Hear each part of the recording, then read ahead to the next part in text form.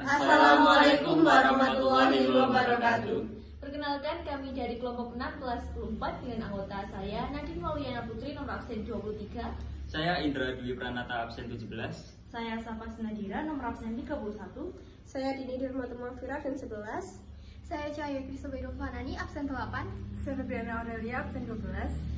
Dan di sini kami akan mempresentasikan mengenai sistem pembayaran yakni berupa vintage atau finansial teknologi.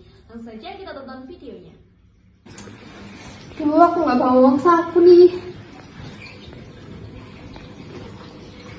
Sini aku transferin aja pakai Dana. Beneran? Iya, sebentar ya. Wah, asik. Sudah nih. Wah, makasih. Udah masuk. Tapi kamu harus temenin aku jajan ya. Iya deh, ayo. Jajan, ayo.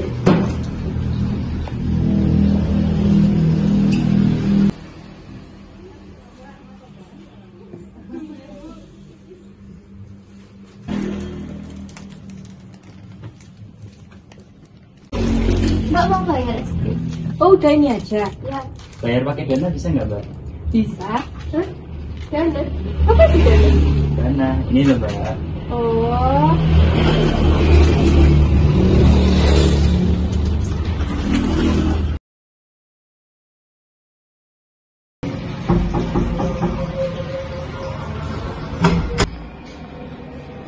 Misi, Nadine, kenapa Bu? Ini loh anak saya ngeluh katanya perutnya sakit. Loh, habis makan apa, Dra? Coklat sama cat pasir Loh, di mana? di kantin. Sakitnya mulai kapan? Tadi. Yaudah, tak bisa dulu ke sana.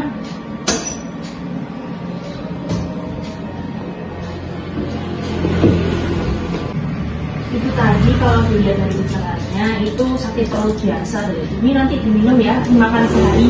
oh iya. Terima kasih ya dok. Ini Iya. bayarnya berapa? 25. Kalau pakai Dana bisa nggak? Bisa. Scan ya.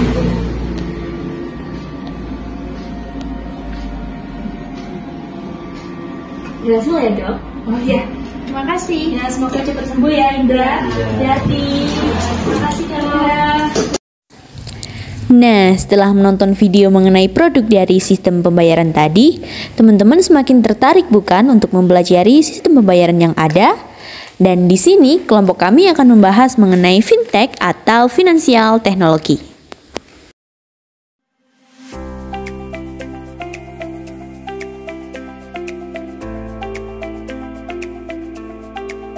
Jadi, fintech atau finansial teknologi atau teknologi keuangan adalah hasil gabungan antara jasa keuangan dengan teknologi yang akhirnya mengubah model bisnis dari konvensional menjadi moderat.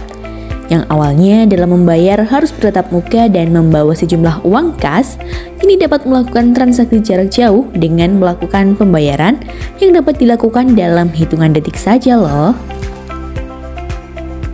Selanjutnya adalah jenis-jenis dari fintech.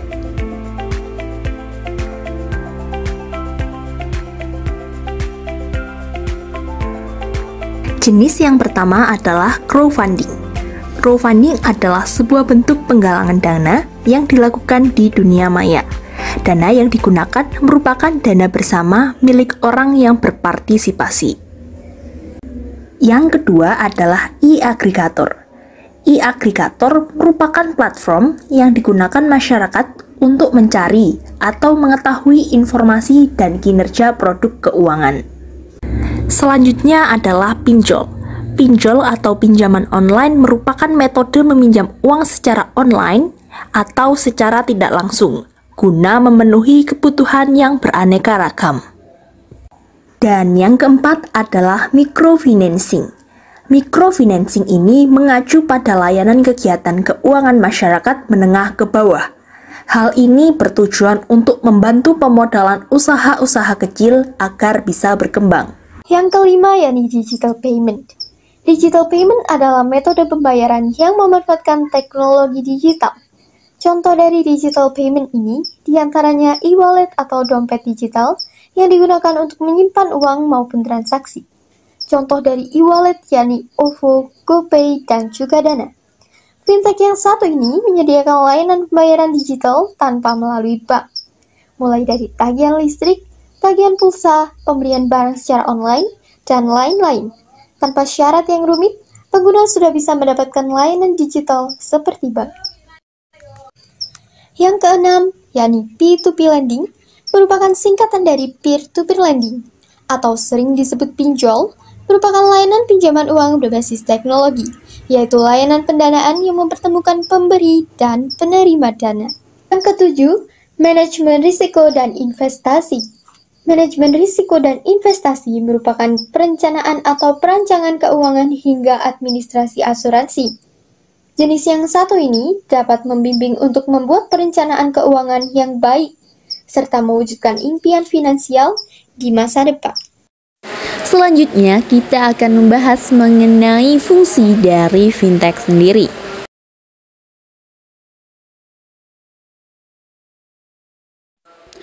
Fungsi yang pertama, yakni fintech dapat meningkatkan perkembangan startup. Fintech menjadi bukti bahwa semakin banyak startup atau perusahaan baru yang bergerak atau berbisnis dalam produk finansial. Startup memberikan solusi untuk persoalan keuangan masyarakat, terutama untuk mereka yang berada di daerah. Yang kedua, fintech memberikan referensi pinjaman rendah bunga. Setelah fintech berkembang, proses pinjaman menjadi lebih efisien dan rendah bunga daripada saat penyedia layanan finansial didominasi oleh bank. Masyarakat mendapat transparansi terkait skema pinjaman yang dijalankan oleh fintech. Transparansi ini biasanya dimanfaatkan oleh para investor untuk menanamkan dananya di masyarakat. Fungsi yang ketiga, fintech dapat mempermudah layanan finansial. Kini, seluruh proses layanan finansial dapat diakses dengan menggunakan ponsel. Ditambah lagi beberapa hal seperti pembayaran listrik, telepon, BPJS, dan pembayaran dapat dilakukan hanya beberapa klik saja. Fungsi fintech yang keempat yaitu fintech dapat meningkatkan taraf hidup. Fintech dapat meningkatkan taraf hidup masyarakat, terutama melalui pinjaman dana yang dapat diakses dengan mudah. Yang kelima, fintech dapat mendukung inklusi keuangan nasional. Fintech berupaya mendukung inklusi keuangan nasional ini dengan cara menghadirkan proses pinjaman dana yang lebih transparan. Yaitu fintech membantu pelaku bisnis memperoleh modal usaha. Jenis fintech yang dapat memberikan alternatif pinjaman modal untuk UMKM yaitu peer-to-peer lending atau P2P. P2P memberikan suku bunga rendah dengan proses pengajuan pinjaman yang cukup mudah, yakni hanya perlu mendaftarkan dan melengkapi persyaratan secara online. Jika syarat sudah terpenuhi, pihak pemberi pinjam akan mencairkan dana tunai dengan mengirimkan secara langsung ke rekening yang didaftarkan. Nah, sekian dulu penjelasan dari kelompok kami. Semoga dapat bermanfaat dan menambah wawasan teman-teman semua. Dadah!